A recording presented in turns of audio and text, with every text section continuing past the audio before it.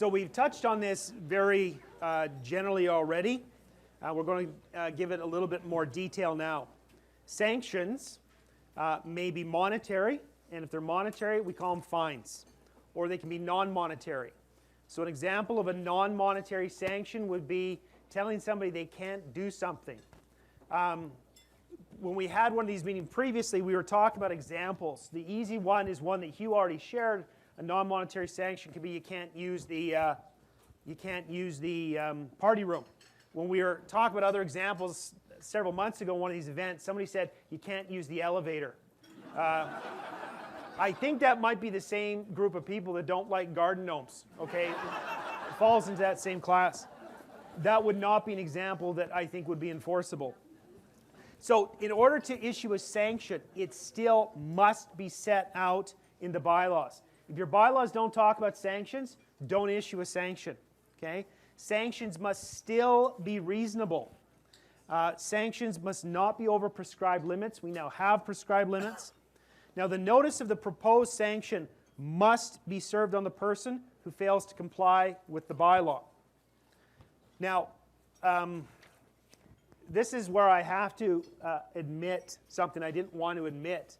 But if you attended my CCI annual conference presentation on sanctions last April, anyone here was in that room for that stunning and riveting? Okay. So what I told you then was not correct. I talked about how you had a two-part process. That we start off with the proposed sanction, and then it goes into the issued sanction. And I told everyone that the proposed sanction was optional. You didn't have to do it. And we got into a debate amongst the lawyers that were involved in this about 3 months ago while we were going back and we were engaging with government.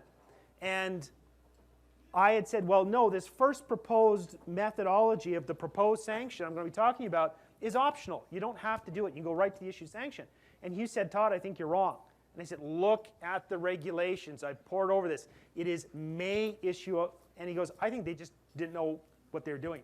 And I said, no, that's insane. The government knows the difference between may and must. So certain I was, and I had talked to 100 people in a room, that I threw down some serious swag with Mr. Willis as a bet. And it was a large Kit Kat bar that I bet him. And I also, of course, Alan threw down on that too, and he also wanted to take those odds. Plus, he doubled down and said, I want lunch too. And so I find myself in a meeting with government who had heard about the bet. And the legislative group looks at me and says, yeah, it's kind of embarrassing, but Hugh was right. I'm like, really? You guys missed the difference between may and must? Yeah, sorry about that. So I had to send over to Willis's office a large Kit Kat bar. At some point in time, I will actually give Alan lunch, but he didn't hold me to any timelines on that.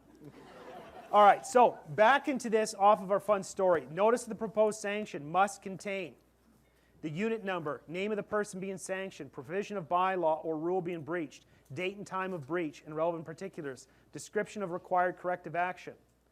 So what does this mean?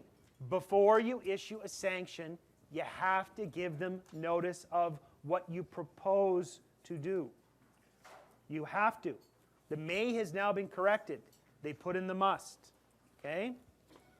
So somebody does something wrong. You give them the notice. The notice is not, here's your sanction, here's your fine. It's, here's what we propose to do. The person receiving notice of the proposed sanction must be provided at least 3 days to provide the written response or to comply. If there's no response or not satisfied, then the board can issue the sanction. They can issue it on they have to issue on the person identified in the notice, or they have to do it on the owner if they're trying to sanction the tenant, and the tenant has given notice under section 53.5. Okay? So what does this mean? New process for fining, new process for sanctioning. It's two parts. What is my proposed sanction? You issue it. And then once you've given people a chance to respond, you need to consider that. And then you need to, if you're not satisfied, you then issue the sanction.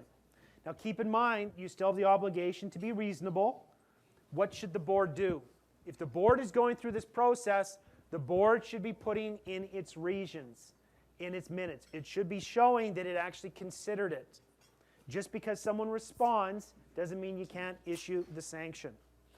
Okay, the corporation must serve notice of the issued sanction if it issues it. Once again, refer to those provisions to provide notice that we've already referred to. You need to tell someone the amount of the sanction, if it's monetary, instructions and deadline for payment, reasons for the sanction, including the description if it's non-monetary, and the date the board approved it.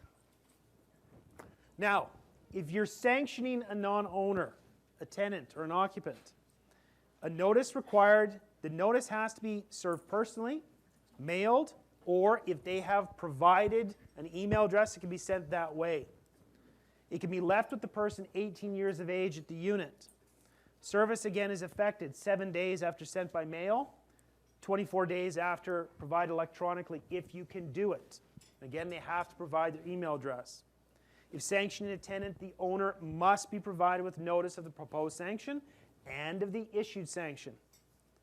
A manager or other person may serve the notices. And this was a specific change that we had directed them to, because previously it looked like the board had to do everything, including arguably putting the notice into their hands.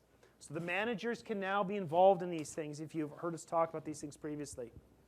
Now, despite any bylaws to the contrary, no monetary sanctions or fines for failure to comply with a rule. You can't do it, don't try. We've got prescribed amounts. $500. Now, previously what it had, it broke it out, residential versus commercial, if you recall. It's much simpler now. It's easy to follow. For the first instance, $500 for the first instance.